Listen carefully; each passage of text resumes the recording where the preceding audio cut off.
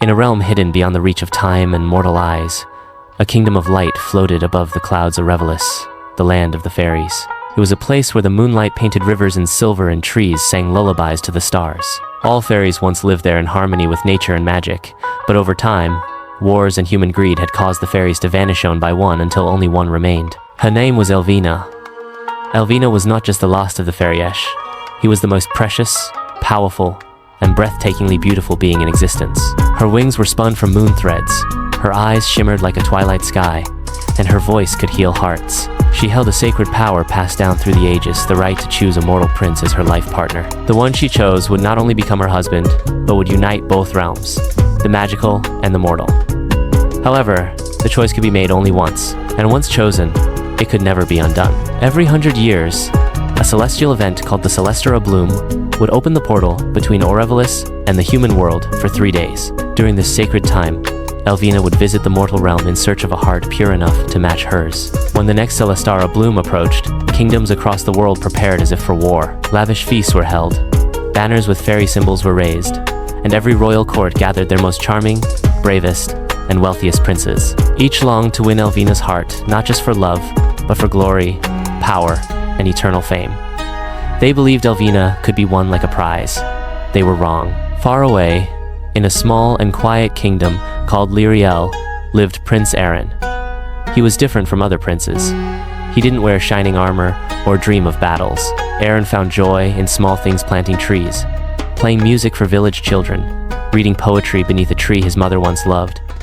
He wasn't weak, but he was gentle. His people loved him not because he ruled them with an iron fist, but because he ruled with a soft hand and a warm heart. While other princes trained in swordsmanship, Aaron helped his people rebuild after floods, shared food during famines, and sat with the elderly when no one else would. When the news of Elvina's return spread, Aaron did not prepare like the others. "What could a prince like me offer a fairy?" he often said with a humble smile. On the first day of the Celestia Bloom, Elvina appeared in the grand hall of the world's most powerful empire. The kings and princes of 100 lands had gathered. Each prince took his turn, boasting of riches, offering magical beasts, casting powerful spells, reciting grand poems, even kneeling in front of her with tears in their eyes. But Elvina felt nothing. Her heart did not stir until the second day, when she traveled alone, in secret, through smaller kingdoms. That was when she came upon Lyriel. She had heard whispers of a quiet-hearted prince and grew curious. Disguised as a traveling healer, she entered Aaron's village unnoticed, and there she saw him kneeling in the mud to lift a wounded bird, offering his coat to a shivering child, laughing with the old and dancing with the young. He was kind without seeking praise, wise without showing pride, and brave without needing glory. That night, under a willow tree, she revealed her true self. Aaron bowed deeply, stunned by her glow and grace.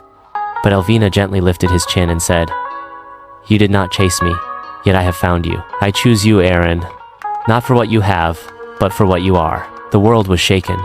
Kings were furious. Princes were heartbroken. Many mocked Aaron, calling him unworthy. Some even tried to challenge him, offering Elvina power beyond imagination if she would change her mind. But Elvina's voice thundered through the skies. "I did not choose a prince. I chose a soul." The bond between Elvina and Aaron lit the skies for 3 days and nights. Flowers bloomed where they walked. Rain stopped falling in sorrow and danced in joy. The fairy realm and mortal world slowly began to merge, bringing peace, healing, and forgotten magic back into the land. Their wedding was not held in a golden palace, but under the great willow where they first spoke.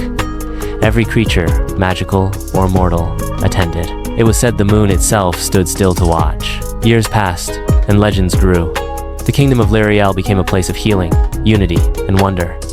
Children born there carried stardust in their dreams. Aaron and Elvina ruled with gentleness and justice, and even the cruelest kings came to admire them. Though jealousy still flickered in some hearts, most finally understood.